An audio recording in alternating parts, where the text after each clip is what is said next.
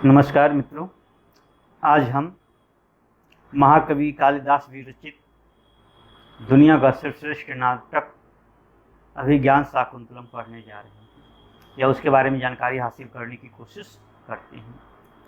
अभिज्ञान शाकुंतलम में कुल 7 अंक हैं। अभिज्ञान शाकुंतलम जो है वो वास्तव में महाभारत के आदि पर्व से लिया गया है। आदि पर्व के 68वां से 64वां अध्याय तक इसका वर्णन है महाभारत में। पद्म पुराण में भी इसका जिक्र है। अभिज्ञान शाकुंतलम में उपमा अलंकार बहुत ही सुंदर ढंग से वर्णित है। लगभग 180 उपमा के उदाहरण इसमें देखने को मिलते हैं। इसमें सबसे सुंदर अंक चौथा अंक है। सबसे सुंदर अंक चौथा अंक है। अभिज्ञान शाकुंतलम का सबसे पहला अंग्रेजी अनुवाद विलियम जोन्स ने किया था। अभिज्ञान शाकुंतलम का सबसे पहला अनुवाद अंग्रेजी में विलियम जोन्स ने किया था और उन्होंने महाकवि कालिदास को संस्कृत का शेक्सपियर बोला।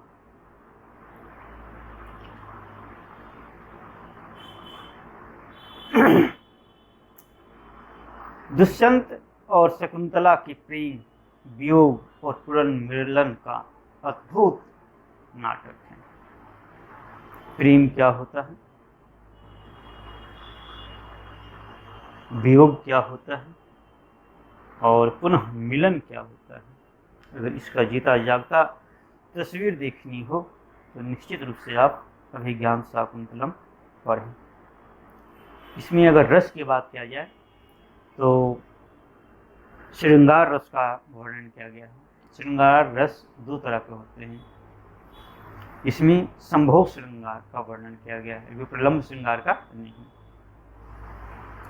छंद की बात करें तो इसमें अभिज्ञान शाकुंतलम में 24 छंद का वर्णन है, लेकिन इनका प्रिय छंद आर्या है और उसके बाद अगर कोई प्रिय छंद है तो वसंत तिलिका है।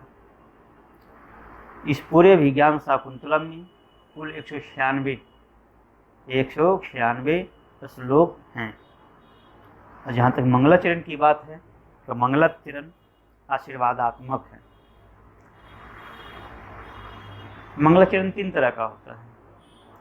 इसमें आशीर्वादात्मक मंगलाचरण है। भगवान शिव के अष्टमूर्ति का वर्णन है। रीति की सवाल है, इसमें वैदर्भी रीति है, बहुत एग्जाम में आता है। रीति वैदर्भी है। अगर वृत्ति की बात करें तो वृत्ति कैसिकी है और गुण माधुरी है। अगर ये दुनिया का सर्वश्रेष्ठ नाटक को देखना है, किसी भाव को सुंदर ढंग से प्रकट करने की विधि को देखना है तो आप निश्चित रूप से अभिज्ञान शाकुंतलम को पढ़ें, इसको देखें, जानें। इसमें कुल 7 अंक हैं। अब हम सभी अंकों पर सरसरी ढंग से निगाह डालते हैं, प्रकाश डालते हैं।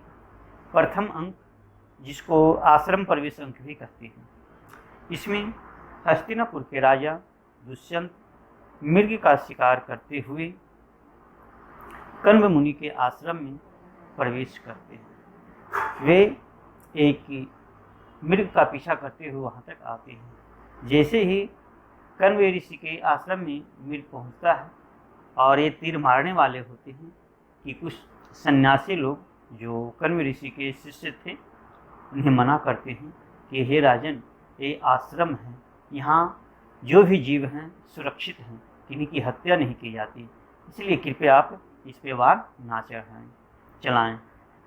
राजा दुष्यंत ये बातें समझे। उनको पता ही नहीं चला कि हम कब से हिरण का पीछा करते हुए कण्व मुनि के आश्रम तक पहुंच गए। वे कण्व ऋषि का बहुत आदर करते थे। तो जब उन्हें लगा कि हम कण्व ऋषि के आश्रम तक आ ही गए हैं तो क्यों ना हम महर्षि कण्व का दर्शन कर लें। वे वहाँ जाते हैं, लेकिन शिष्यों के द्वारा पता चलता है कि वे सोमतीर्थ हो गए। तो शायद शकुंतला के विवाह के बारे में सोच रहे थे, कुछ अनिष्ट था, इसके निवारण के लिए वे सोमतीर्थ गए हुए थे।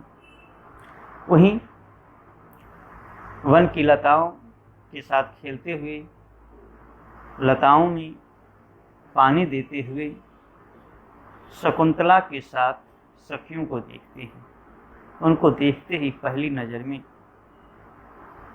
प्यार हो जाता है, आकृष्ट हो जाते हैं, उनको देखकर मंत्रमुग्ध हो जाते हैं कि इतनी सुंदरता, और वो वही वन में दंग रह जाते हैं। फिर शकुंतला की भी नज़र उन पे पड़ती है। शकुंतला भी उनको देखकर, उनके वस्त्राभूषणों को देखकर मंत्रमुग्ध हो जाती है। दोनों में पहली नज़र में प्रेम हो जाता है, दोनों एक दूसरे को पसंद करते हैं। इसके बाद कि शकुंतला फूल तोड़ रही है, इसी बीच एक भ्रमर आकर के उसके इर्द गिर्द मंडराने लगता है। तो शकुंतला चिल्लाने लगती है, बचाने के लिए कहती है अपनी सखियों को। तो सखियाँ कहती करी तुम्हें तो बचाने के लिए यहाँ के राजा ही आ सकते हैं, जो दुष्यंत हैं। असंयोग से दुष्यंत वहाँ पर थे, वो आकर के भ्रमर को हटाते हैं और अपना परिचय एक समान व्यक्ति के रूप में देते हैं। शकुंतला दुष्यंत को देखकर प्रभावित होती है, उस पर आसक्त हो जाती है, कुछ बातें होती हैं और दुष्यंत शकुंतला को अंगूठी देते हैं। यहाँ तक की कथा प्रथम अंक में है। अब हम द्वितीय अंक पे बात करते हैं। द्वितीय अंक का नाम आश्रम निवेश है। दुष्यंत शकुंतला से मिलकर उसके विरह में पागल है। उसको चारों तरफ शकुंतला ही शकुंतला दिखाई देता है, जिधर देखता है उधर शकुंतला ही शकुंतला है। उसके सैनिक शिकार के लिए कहते हैं, आखेट के लिए कहते हैं, तो उसे वो मना कर देता है कि अब हम शिकार पे नहीं जाएंगे, हम आराम करना चाहते हैं। और वो उसके विरह में पड़ा हुआ है दुष्यंत। तभी कुछ सैनिक के कुछ आश्रमवासी आते हैं और कहते हैं कि हम एक यज्ञ के आयोजन कर रहे हैं, उसमें कुछ राक्षस विघ्न डाल रहे हैं। जब आप यहाँ हैं तो कृपया राक्षस का नाश करें, यज्ञ को सकुशल संपन्न होने में हमारी मदद करें। तो वे स्वीकार कर लेते हैं कि हाँ, मैं यज्ञ की रक्षा करूँगा, दुष्ट राक्षसों का संहार करूँगा।